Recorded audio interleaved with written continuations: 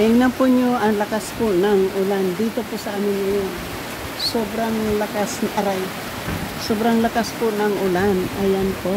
Ang ulan ay malakas. Tingnan po ang ulan. Sobrang lakas. At ang hangin din po. Tingnan po natin ang dagat po. Sana hindi po maano-ano. Dito po kasi alam ko po ay madilim.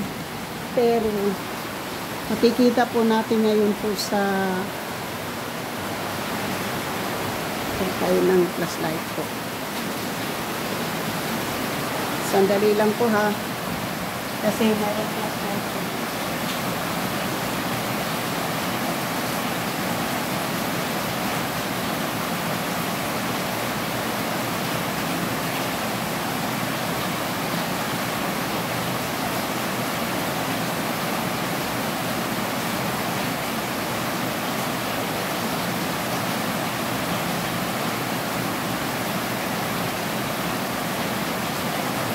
Gagawin ko na lang pong flashlight po ay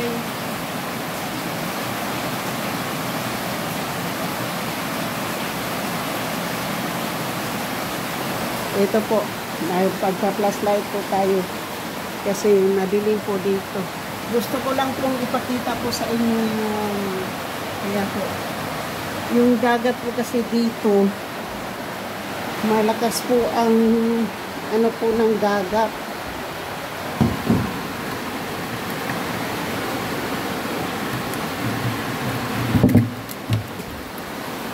Ayan po ang alon po, malakas po yung alon ng dagat doon. Ayan po, ang malakas po yung ulan. Nandito po ako sa loob po ng bahay namin. Tingnan po, tataas po tayo. Ayan po yung dagat po. Maano po, masungit po yung dagat. Ayan po.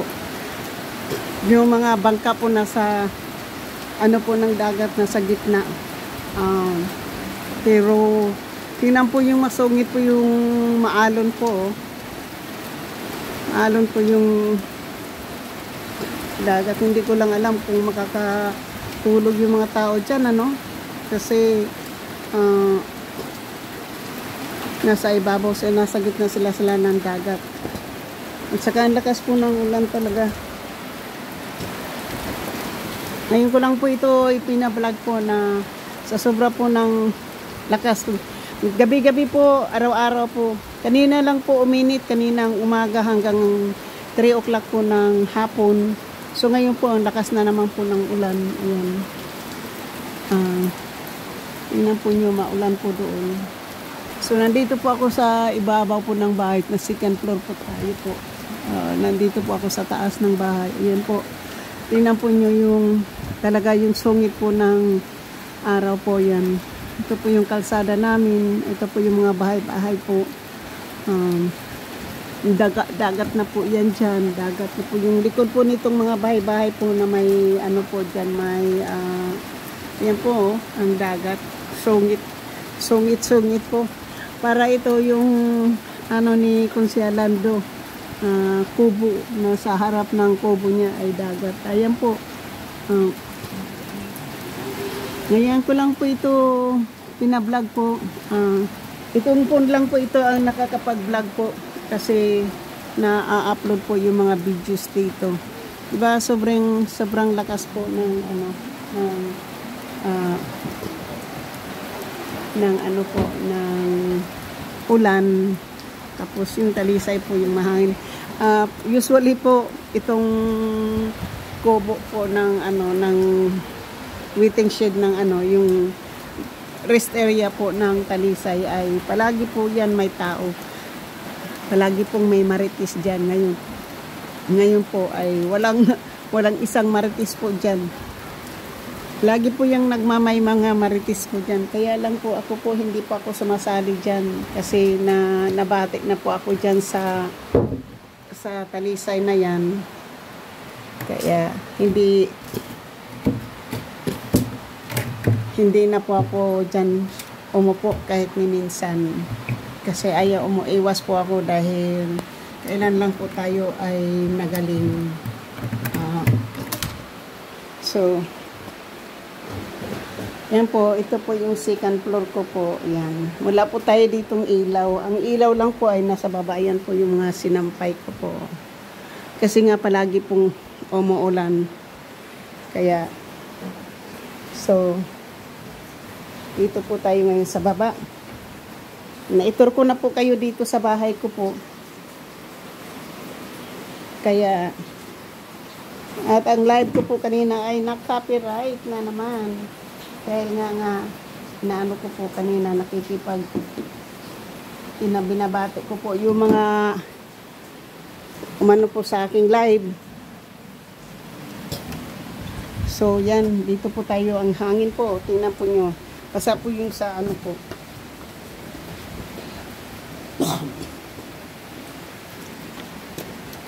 Kapag ano po bukas, halimbawa makapagpadala yung aking anak ng pera.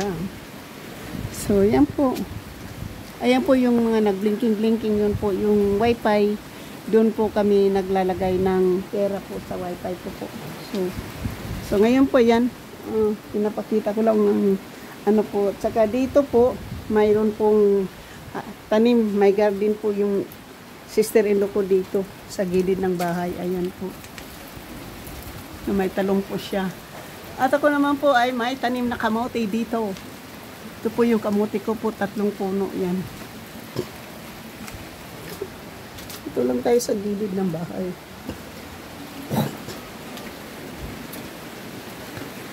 Ayan. Wala pong nagmamaritis ngayon dyan. Hindi pa po umilaw, wala pa pong ilaw. Hindi kasi medyo maaga pa. At palagi ito po may, ayan dyan po parang ano po yan, yung solar, yung poste na yan, may solar po dyan. So mga kamag-anak lang po yung nakatira po dito. Ayan.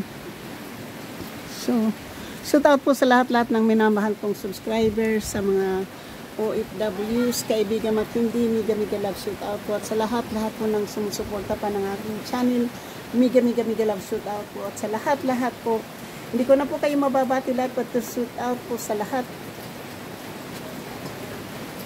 Asa man ka? Ready rin ay, daghan? Dahil naman ang asite, pilit. Ha? Pilit sa kuwan. So, yan po. So,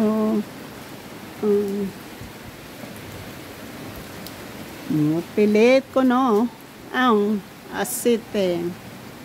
Asite means oil po, cooking oil. So, yan po. Ito na po yung kabilang kalsada, yung isa naman po kanina doon. So, hanggang dito na lang po tayo. Mega love shout out po sa lahat.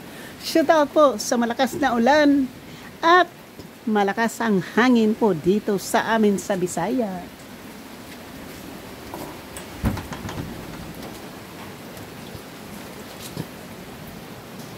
So, ngayon po, ako lang po dito mag-isa sa bahay. Kasi, yung pamangkin ko po ay nasa kanila. Nagluluto po ng dinner. Ako po ay kumain na po ako ng dinner. Kaya hindi na po sila makadala para sa akin po. Kasi kumain na po ako. Hindi ko na po sila mahintay. At shoot out. Talaga naman. Hanggang dito na lang po. God bless us all. Thank you po so much. And I love you po. Hanggang sa muli, ako po ay si Edita Bisaya, Life in America, at nandito po ako sa Pilipinas, nagbabakasyon. Thank you. At, syempre, good night po sa inyong lahat. Merry Christmas pa pala. Merry Christmas po to all. Sa buong mundo, Merry Christmas po. Sa magsiselebrate lang po ng Christmas, maraming salamat po. At sa inyong lahat, sana hindi po tayo aabutan po ng bagyo nitong Christmas po. At siyempre po, ako po ay namimiss ko po yung 2 kong anak dahil first time po nilang wala ako sa Pilipinas, sa Amerika po magsiselebrate. At masaya naman din po ako kasi first time ko rin po makipag-celebrate dito po sa amin sa Bisaya. Yan po. Alam po nyo, na masaya po ako para sa aking sarili at makakasama ko po yung mga pamangkin ko dito po na wala na po silang mga nanay, wala na rin pong tatay. So, katulad ko rin po, walang nanay, walang tatay at nag-iisang kapatid lang. Hindi ko lang alam kung pupunta dito yung kapatid ko. At yung dalawang kapatid ko po ay napasa Maynila. So maraming salamat po. I love you, I love you, I love you all.